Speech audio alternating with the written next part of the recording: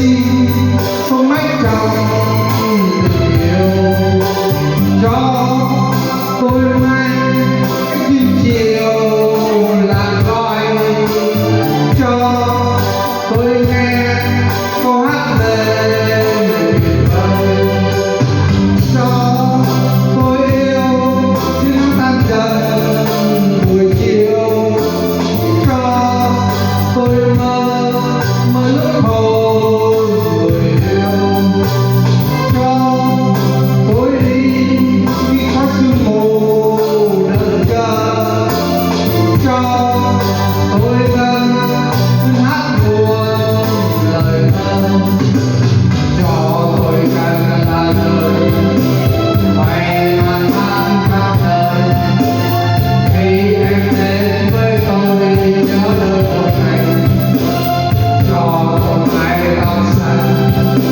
xanh như đáy mắt em theo em nhớ nhung thời này cho tôi đi cách chim bay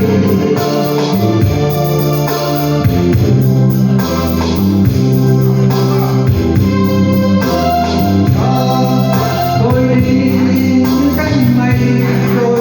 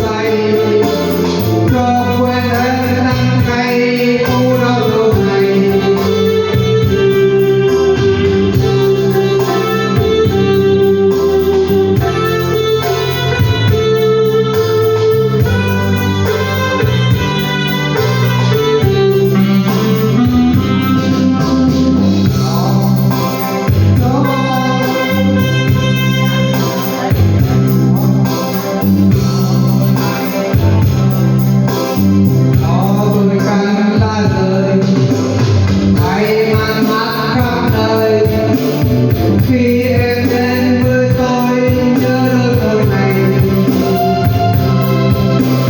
cho tôi mái tóc xanh xanh như đáy mắt em theo em nhớ nhung thời này cho tôi những cánh mây trôi đi khắp cho đây theo cơn gió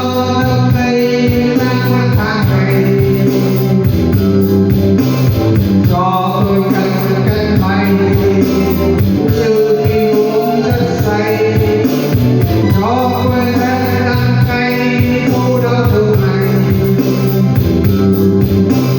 la la la la la la la la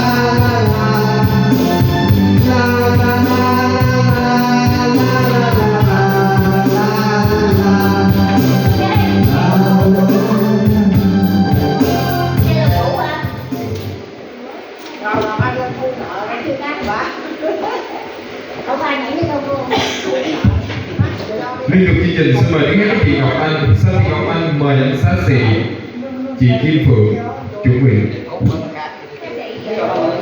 Thuận ơi. Chị mời chị Kim Phượng chuẩn bị.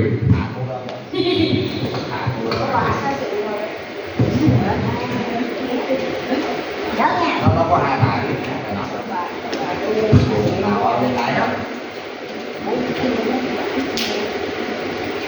Cô đâu thì chưa biết. Cô đâu hai thôi. Tôi phải có hai bài.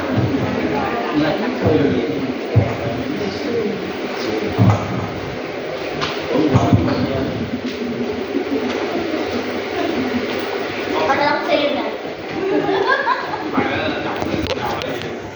Cô đâu thì chưa từng